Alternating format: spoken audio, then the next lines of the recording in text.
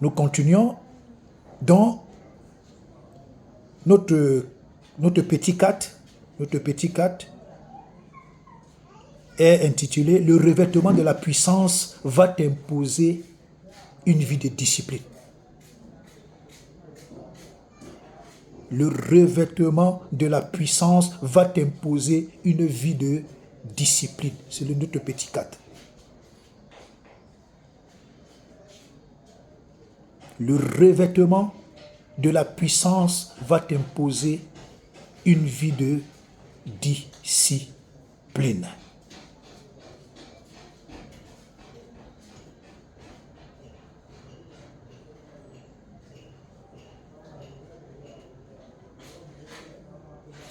1 Samuel 2, versets 6 à 9.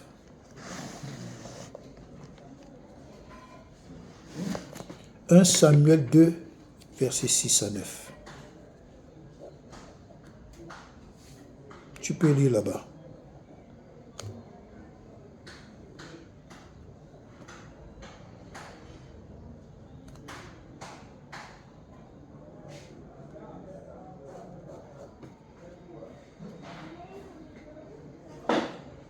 « 1 Samuel 2, versets 6 à 9. »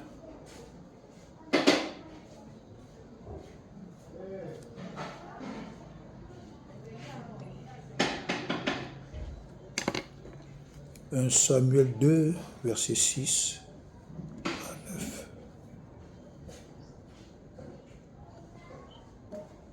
Amen.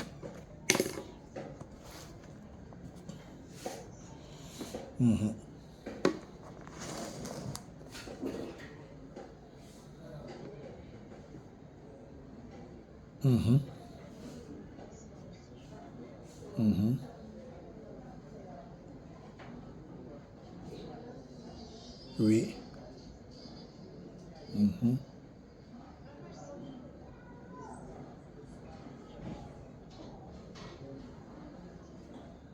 Dijon, oui.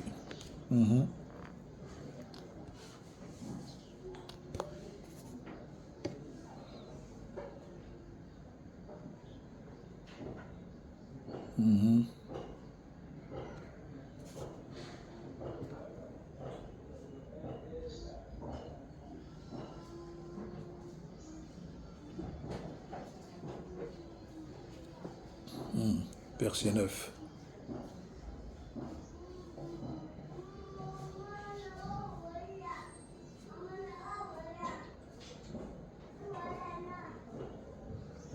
Alléluia. Alléluia. Je vais relire. L'Éternel, 1 Samuel 2, verset 6 à 9. L'Éternel fait mourir et il fait vivre. Il fait descendre au séjour des morts et il en fait remonter. L'Éternel appauvrit et il enrichit. Il abaisse et il élève. De la poussière, il retire le pauvre. Du fumier, il relève l'indigent. Pour les faire asseoir avec les grands et il leur donne en partage un trône de gloire. Car à l'Éternel sont les colonnes de la terre et c'est sur elles qu'il a posé le monde.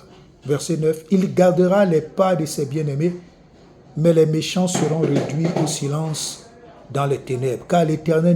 Car l'homme ne triomphera point par la force. Alléluia. Quand nous lisons ce texte, ça veut dire que dans la vie, on peut connaître les moments de pauvreté. Et même les moments d'extrême pauvreté parce que c'est l'indigence.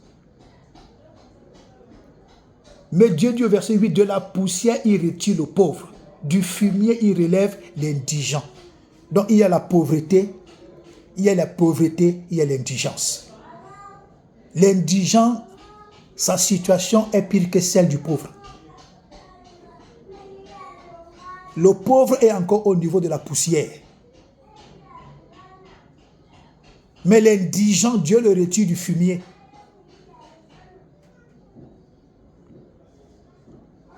Mais les deux, Dieu les relève pour les faire asseoir sur la table avec des grands. Autant il relève le pauvre de la poussière, il relève également l'indigent du fumier.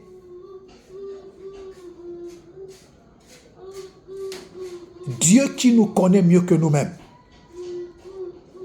Nous avons vécu des situations de sorcellerie. Nous avons vécu des situations que nous-mêmes nous avons provoquées. Nous avons vécu des situations que les autres mêmes ont provoquées dans nos vies. Nous avons vécu des situations que c'est même l'Église qui a provoquées dans nos vies. Bref, nous avons vécu un ensemble de situations qui ont tout fait pour nous maintenir dans la poussière, dans la pauvreté et dans le fumier pour nous imposer l'indigence. Mais Dieu qui a toujours un meilleur plan pour nous, Dieu qui a toujours des meilleures stratégies pour nous, il décide donc de venir nous faire sortir de la poussière, de la pauvreté et de l'indigence du fumier. C'est lui qui décide, c'est lui qui vient. Dans la pauvreté, il y a des douleurs. Dans l'indigence, il y a encore plus de douleurs. Le mépris, les insultes, le rejet, les calomnies, le dénigrement. Tu es même considéré à la limite comme quelqu'un qui est maudit. Juste parce que tu passes les moments de pauvreté et les moments d'indigence. C'est pour cette raison que nous pouvons nous rappeler de la parole de Dieu qui dit que si un grain de tomate ne meurt, il ne peut produire du fruit.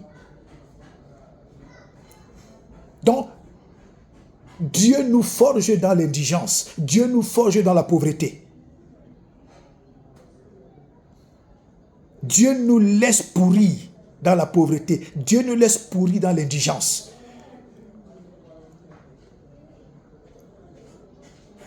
Il laisse que dans la pauvreté, les gens disent n'importe quoi. Il laisse que dans l'indigence, les gens racontent des choses sur ta vie. Dieu te laisse parfois dans des situations juste pour que tu pourrisses totalement, que tu deviennes du fumier.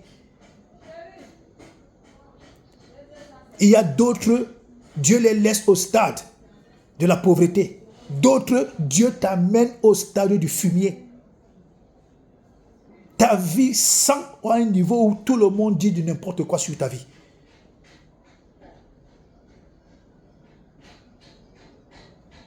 Et là maintenant, quand Dieu entre en action, quand les gens ont déjà tout dit, les gens ont déjà tout raconté, les gens t'ont catalogué de tous les oiseaux de mauvais augure, alors Dieu entre en action. Parce que Dieu ne se laisse jamais faire. Dieu ne laisse jamais que la honte soit sur lui.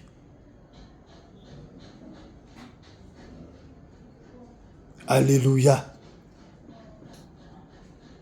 Il dit qu'il te relève du fumier. Il te relève de la poussière pour te faire asseoir sur la table avec des grands. Dans la vie de pauvreté là, commence à te discipliner dedans. Dans la vie de l'indigence là, commence à te discipliner dedans. Parce que si Dieu ne voit pas la discipline, Dieu te laissera dans ces situations. Dieu va te délivrer pour quelle raison alors que tu ne t'es pas discipliné dans l'indigence? Dieu va te délivrer pour quelle raison alors que tu ne t'es pas discipliné dans la pauvreté? Dieu va t'en délivrer pourquoi? Dieu va t'en sortir pourquoi? Pour qu'il gagne quoi et pour que toi-même tu gagnes quoi? C'est quand tu prends conscience que cette situation, dès que Dieu m'en sort, voilà comment je vais me comporter. Dieu dit que, là tu es déjà en train de comprendre la leçon. Dans la situation de pourriture totale, la situation du fumier, où ta vie commence à sentir mauvais, tu dis, Seigneur, tu me sors de cette situation. Voilà comment moi je vais faire. Dieu ne laisse pas des situations arriver au hasard. Dans chaque épreuve, il y a un message que Dieu veut te donner. Dans chaque situation, il y a un message que Dieu veut te donner.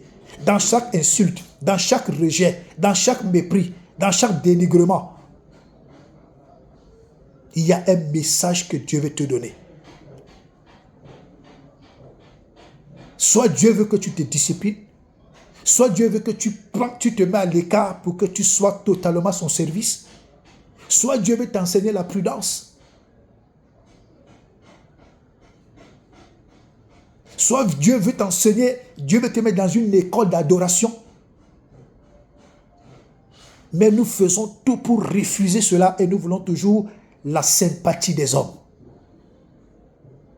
La sympathie des hommes tend un piège.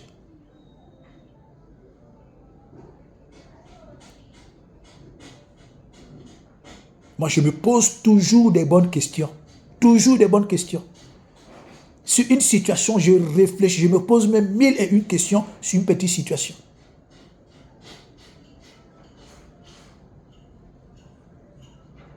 Tu ne te disciplines pas dans la pauvreté, Dieu te laissera dans la pauvreté. Tu ne te disciplines pas dans le fumier, dans l'indigence, Dieu te laissera dans l'indigence. Dieu te sort de la pauvreté, Dieu te sort de l'indigence. Il dit qu'il te fait asseoir avec les grands. Mais si tu n'as pas une vie disciplinée, si tu n'as pas une vie ordonnée, comment est-ce que Dieu va te délivrer pour te faire asseoir avec les grands? Pour que tu continues d'être la serpillère des autres. Dieu te délivre de la pauvreté, Dieu te délivre de l'indigence, Dieu te délivre de la situation là, pour te faire asseoir avec les grands. Pour que tu continues de rester la serpillère des grands, alors que Dieu veut que tu sois un grand à la même hauteur que les grands avec lesquels il te fait asseoir.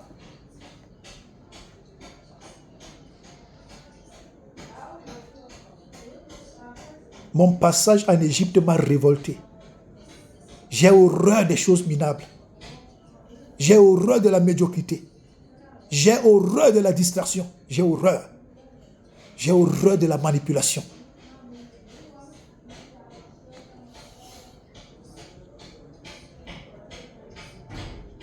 Ah oui.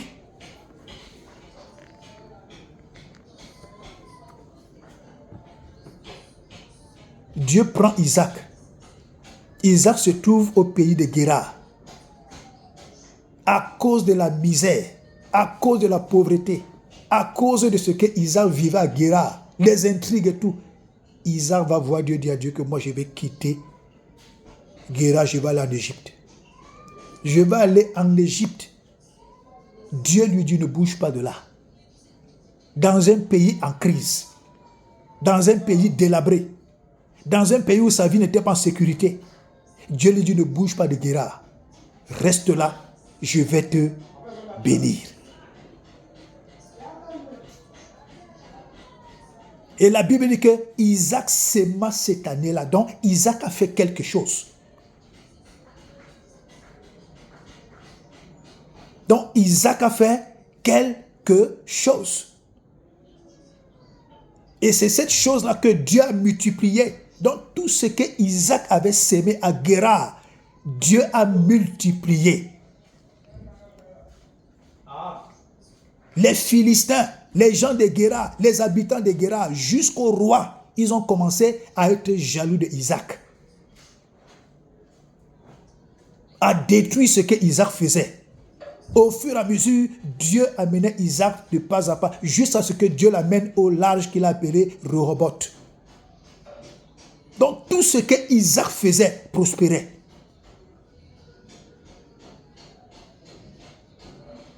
Au point où le petit Isaac, le roi et tout son conseil se sont déplacés pour aller rendre visite à Isaac. Parce que la Bible dit que Dieu l'avait rendu riche et puissant. Dieu l'a pris de la poussière. Dieu l'a pris du fumier. Dieu l'a fait asseoir avec des grands. Au point où même le roi de Guérar et tout son conseil ont commencé à avoir du respect pour Isaac. Voilà ce que Dieu peut faire.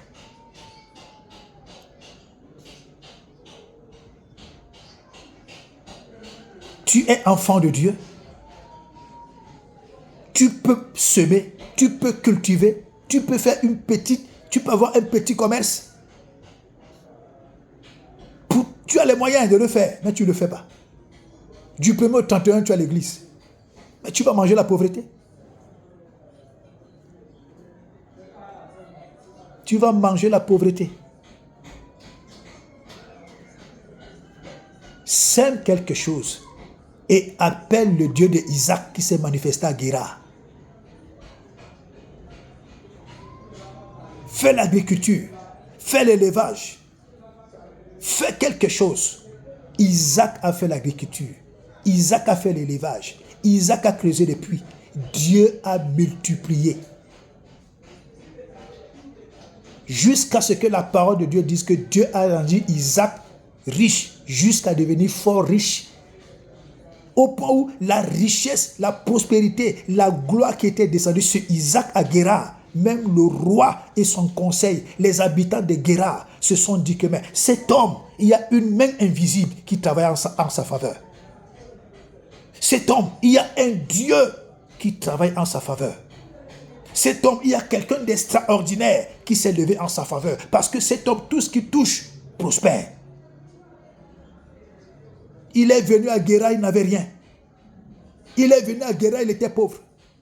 Il est venu à Guérar, il était un va-nu-pied. Il est venu à Guérar, nous nous sommes moqués de lui. Le voilà aujourd'hui que Dieu a rendu puissant.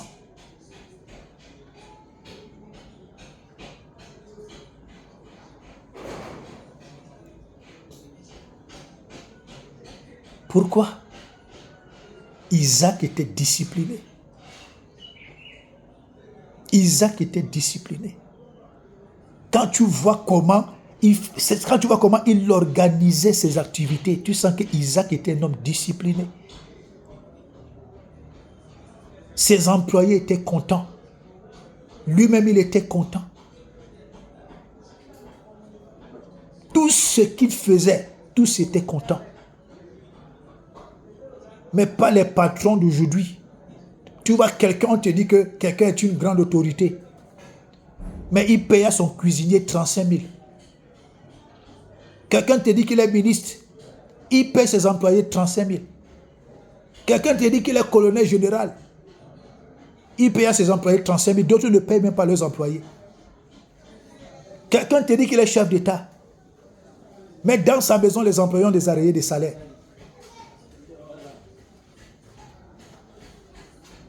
Quelqu'un te dit qu'il est un puissant homme d'affaires. Les employés ont des arriérés de salaire. D'autres même, ils ne les payent même pas.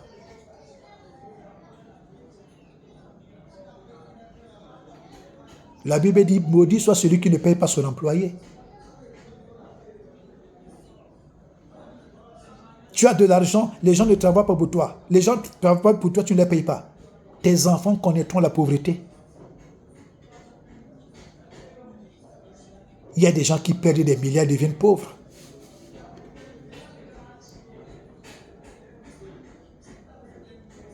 Moi, je dis toujours, un milliardaire ne m'impressionne pas.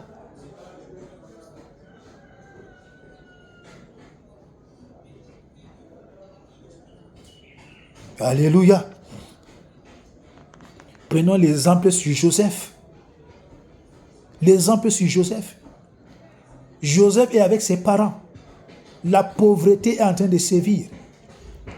Ses frères prennent la pâte avec les bêtes pour les nourrir. La galère était de taille là-bas. Le petit Joseph, le minable Joseph, c'est à lui que Dieu va monter des grandes visions. Il rêve que les étoiles se sont prosternées devant lui. Il rêve que des gerbes se sont prosternés devant lui. C'est un homme de Dieu qui disait que mais, si les étoiles se sont prosternées devant Joseph, Joseph, il était alors quoi? Il était plus grand que des étoiles.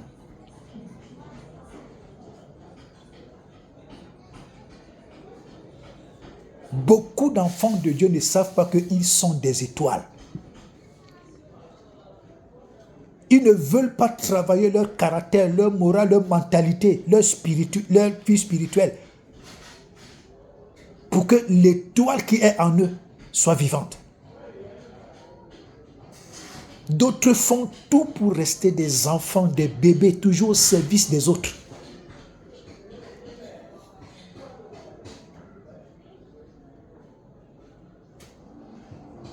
Joseph a osé. Il n'a pas dit à son père que je ne peux pas donner la nourriture à mes frères. Il est parti. Ses frères ont attrapé, ils disaient, tuons le lieu de tuer que ne tuons pas, jetons dans le puits. On le sort du puits, on le vend. On le vend, il arrive chez Potiphar. Chez Potiphar, la femme de Potiphar dit que viens, il faut que toi et moi nous ayons une aventure. Le gars dit jamais. C'est là où tu comprends que Joseph était un garçon poli, obéissant et discipliné. S'il n'était pas discipliné, Potiphar ne lui aurait pas remis la responsabilité de toute sa maison. Il s'occupait de la propriété, il s'occupait de dresser le lit, il s'occupait de mettre les choses nickel. Donc Joseph était quelqu'un de discipliné. Dieu ne donne pas la grandeur à un indiscipliné.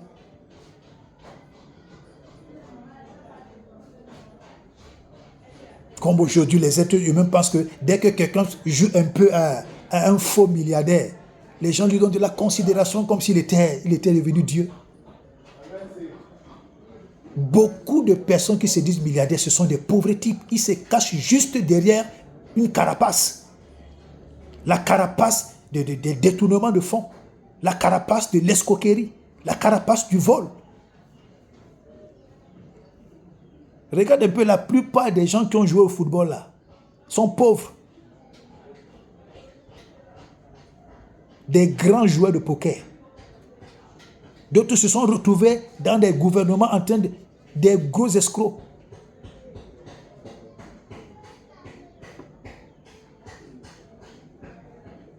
Tant pis pour les gens qui se laissent impressionner. Même la chauve-souris impressionne des gens.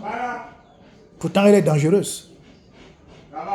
Même le lion impressionne les gens. Pourtant, c'est un félin dangereux. Même le sable mouvant est impressionnant, mais il cache la mort en dessous. Ce n'est pas tout ce qui brille. Ce n'est pas tout ce qui brille qu'il faut embrasser. Des kidnappings, des enlèvements, des abus, des choses horribles se passent aujourd'hui.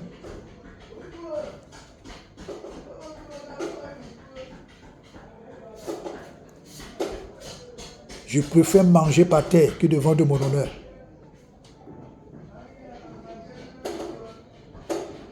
Parce que quelqu'un est X, quelqu'un est Y.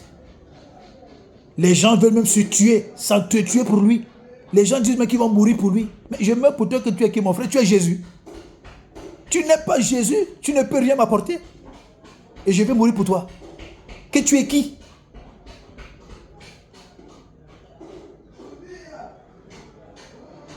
Ou bien la nourriture qu'on te prépare descend du ciel. Toi, tu ne te laves pas. Tu ne tombes pas malade. Quand tu vas mourir, ton corps va disparaître, tu vas monter au ciel.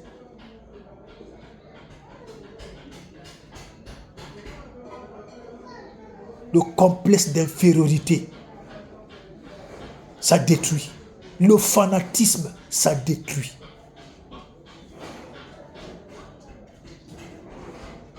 Tu ne disciplines pas tes pensées, tu seras un esclave.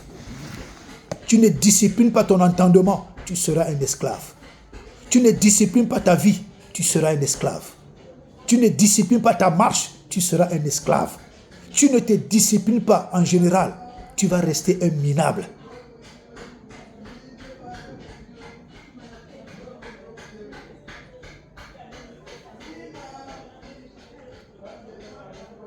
Tu vois, ces soi-disant grands messieurs-là, pourquoi ils prennent des ménagères? Pourquoi ils prennent des cuisinières? Pourquoi ils prennent tous ces gens? Même le week-end, ce que tu crois qu'ils peuvent faire, ce sont les ménagères qui font. Pourquoi? Que la ménagère ne vienne pas au travail une semaine, rentre dans leur maison, tu vas voir que c'est de la poubelle. Parce qu'ils ne savent rien faire. Ah, tu ne m'as pas mis la propriété ici. Pourquoi toi-même tu ne veux pas mettre la propriété là?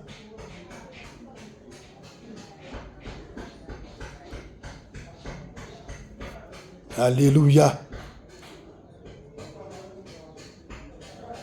Jérémie 15, verset 19. Jérémie 15, verset 19.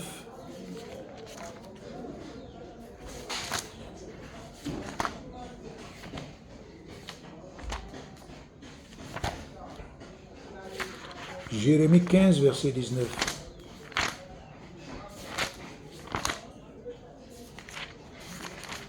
Tu as la page, Jérémie 15, verset 19.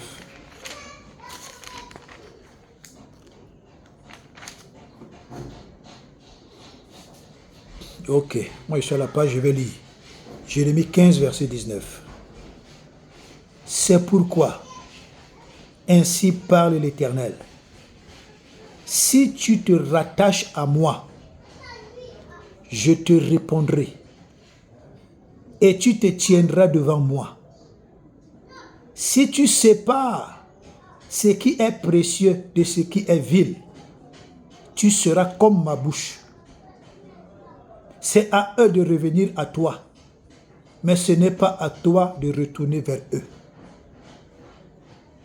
La discipline est très importante. La discipline est très très importante.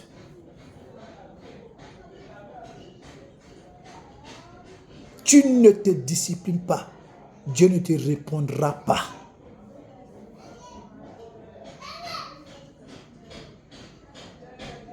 Tu ne te disciplines pas, Dieu fermera sa bouche sur ta situation.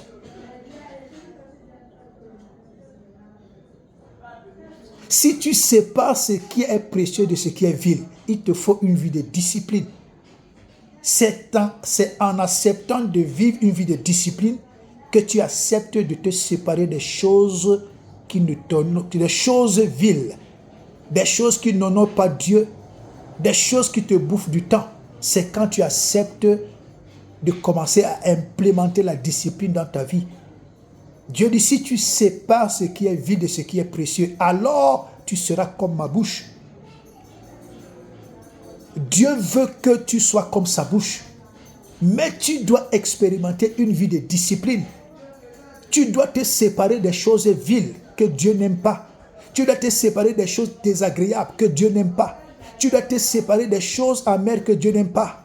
Tu dois poser des préalables de discipline pour que Dieu te donne sa bouche.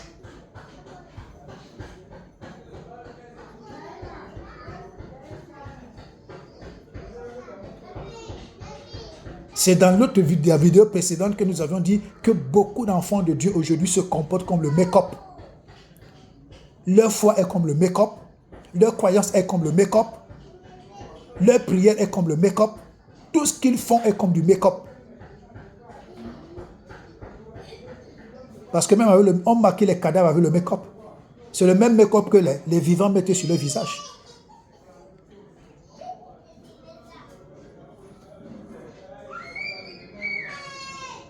Moi, je dis toujours aux gens que le make-up est là pour insulter les femmes. Même les hommes qui mettent ça. Quand tu mets ça, tu es en train de dire tout simplement que tu n'es pas belle.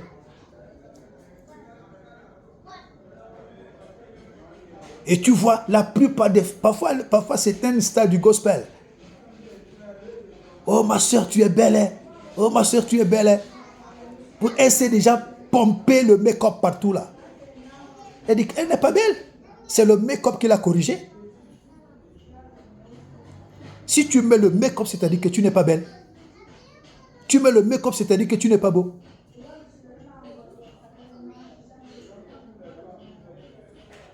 Le make-up est comme le cube magique dans la nourriture. Tu crois que ça embellit la nourriture, pourtant ça te tue.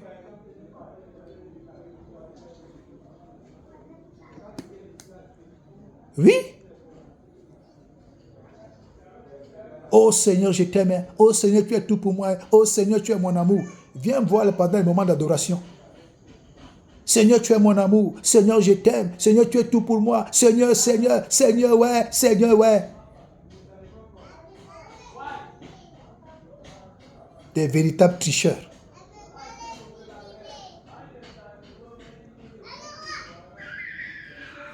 Il y a beaucoup d'enfants de Dieu, beaucoup de filles, de servants du Seigneur, beaucoup de serviteurs de Dieu qui ne sont que des cymbales qui retentissent, des tonneaux vides, des véritables photocopies. Quand Dieu veut qu'il soit l'original, lui préfère fonctionner dans la photocopie. Dieu dit, si tu ne sais pas ce qui est vil de ce qui est précieux, alors tu seras comme ma bouche. Il y a des préalables, il y a une vie de discipline à s'imposer.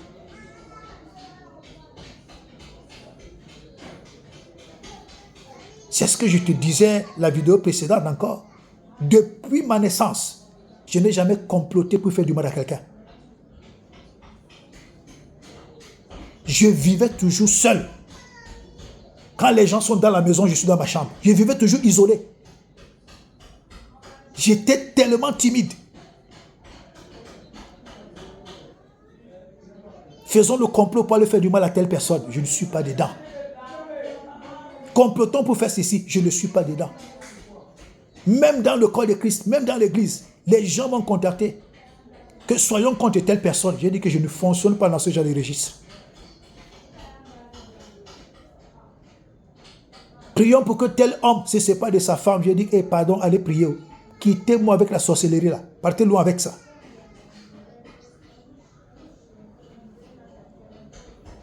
Si tu ne sais pas ce qui est vil de ce qui est précieux, tu seras comme ma bouche. Dieu veut que nous soyons comme sa bouche. Mais nous faisons tout pour garder la bouche du diable.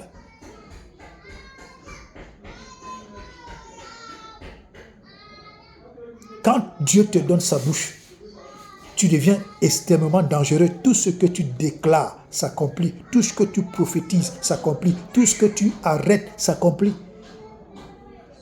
Mais il y a des préalables. Il y a une vie de discipline d'abord par laquelle il faut passer.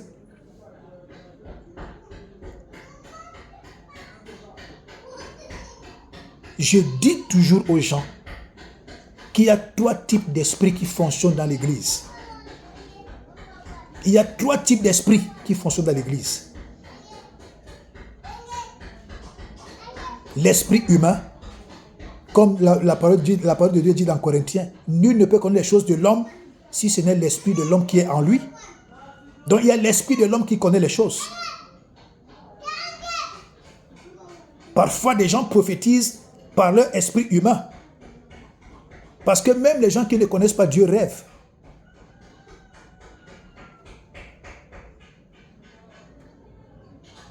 Quelqu'un prophétise à partir de son esprit humain. Il met ça sur le dos du Saint-Esprit. Il y a l'esprit du malin qui opère également dans l'église. Et il y a l'esprit de Dieu qui opère dans l'église. Ce sont ces 3 esprits qui opèrent dans l'église. Et les gens prennent tout, ils mettent sur le dos du Saint-Esprit. La Bible dit que tout blasphème contre le Saint-Esprit ne te sera pas pardonné. C'est-à-dire que tout mensonge que tu déclares en mettant sur le dos du Saint-Esprit, c'est un blasphème. Quand tu regardes bien la définition de blasphème, c'est-à-dire dire des choses que le Saint-Esprit ne t'a pas dites. Quelqu'un ment au nom du Saint-Esprit. Quelqu'un vole au nom du Saint-Esprit. C'est-à-dire quelqu'un manipule au nom du Saint-Esprit. Quelqu'un fait des choses les plus pourries, il met sur le dos du Saint-Esprit. Le Saint-Esprit, la Bible dit que le Saint-Esprit, c'est-à-dire il est tellement saint, il ne pactise pas avec le faux.